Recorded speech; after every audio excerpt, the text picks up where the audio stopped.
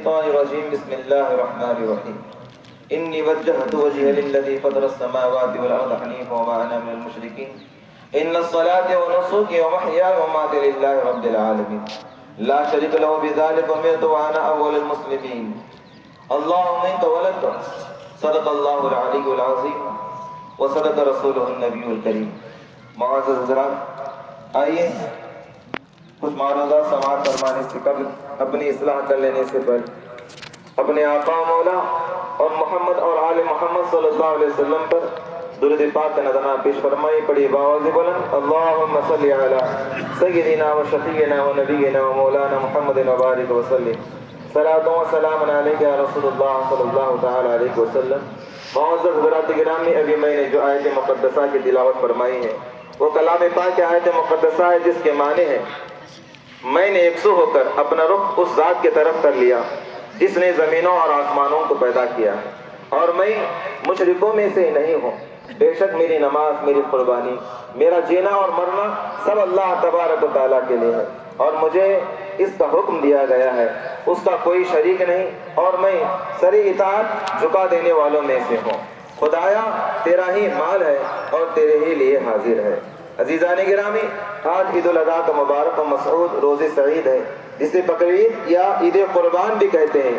آئیے آج کے اس مبارک دن عید الاضحیٰ کی اہمیت پر روشنی ڈالتے ہیں. عید الاضحیٰ دراصل عید ہی نہیں بلکہ مسلمانان عالم کے امتحان، آزمائش اور اطاعت کی پرکھ اور جانچ کا دن ہے. صحیح معنوں میں یہ نفس کے محاسبے کا دن ہے، اور عید قربان اطاعت، دیانتداری، فرما برداری اور فدائیت اور ایثار کا مظہر ہے. عشق الہی کے ناقابل فراموش تاریخی مثال ہے اور نفس کی قربانی کا لازوال نمونہ ہے. عید الاضحیٰ کے موقع پر جو قربانی دیتے ہیں وہ حضرت سیدنا ابراہیم علیہ السلام کی عظیم الشان یادگار اور بے مثال قربانی کی یاد میں دیتے ہیں جو انہوں نے صرف اور صرف اللہ تبارک و تعالیٰ کی خوشنودی اور رضا کے لیے دی تھی. حضرت ابراہیم علیہ السلام نے خواب میں دیکھا کہ اللہ کے نام پر اپنے اکلوتے فرزند حضرت اسماعیل علیہ السلام کو قربان کر رہے ہیں. حضرت ابراہیم علیہ السلام نے سمجھا کہ اللہ تبارک و تعالیٰ کا اشارہ جانوروں کی طرف قربانی کی طرف ہے، لہٰذا صبح میں ایک اونٹ اللہ کی راہ میں قربان کر دیا. دوسری رات کو بھی ویسا ہی خواب دیکھا. آپ نے سمجھا اللہ تبارک و تعالیٰ مزید قربانی طلب کر رہا ہے، تو آپ نے اور اونٹوں کی تعداد بڑھا دی.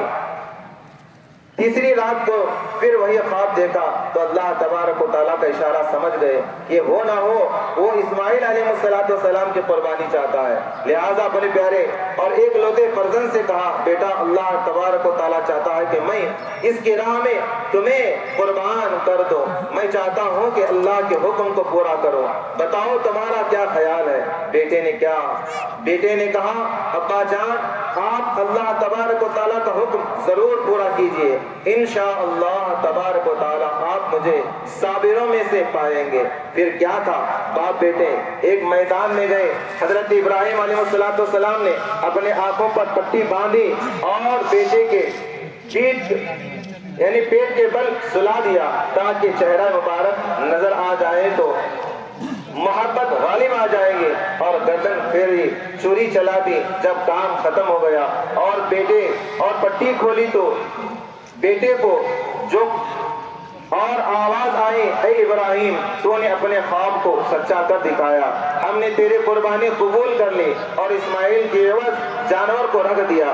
تیسری اس عظیم قربانی کو بطور یادگار قیامت تک باقی رکھا گیا اور نسلوں تک چلائے گا. قرآن کریم بتاتا ہے کہ جس وقت سے ابراہیم علیہ السلام پر حق منصب ہوا ہے اس وقت سے لے کر مرتے دم تک ان کی پوری زندگی سراسر قربانی ہی قربانی تھی.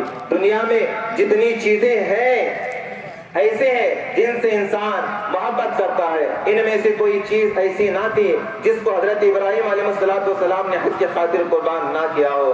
دنیا میں جتنے خطرات ایسے ہیں جن سے آدمی ڈرتا ہے، ان میں سے کوئی خطرہ ایسا نہ تھا جسے انہوں نے راہ حق میں جلانا ہو. اللہ تبارک و تعالیٰ کے لیے باپ باپ سے لڑے اور جدا ہوئے، قوم سے لڑے اور قوم والوں سے دشمنی مول لی، بادشاہ سے لڑے اور آگ میں ڈالے گئے، بیٹا ہوا تو حکم آیا بیوی اور بچے کو خشکی اور بے آب وادی میں چھوڑ آؤ، بچہ بڑا ہوا تو حکم آیا کہ ہماری راہ میں ذبح کر دو، اور آپ نے ایسا ہی کیا۔ اللہ تبارک و تعالیٰ نے جس طرح حضرت ابراہیم علیہ السلام کو بہت سے معاملوں میں آزمایا، اسی طرح ہمیں بھی آزماتا ہے، لہٰذا ہمیں بھی حضرت ابراہیم علیہ السلام کی طرح اللہ تبارک و تعالیٰ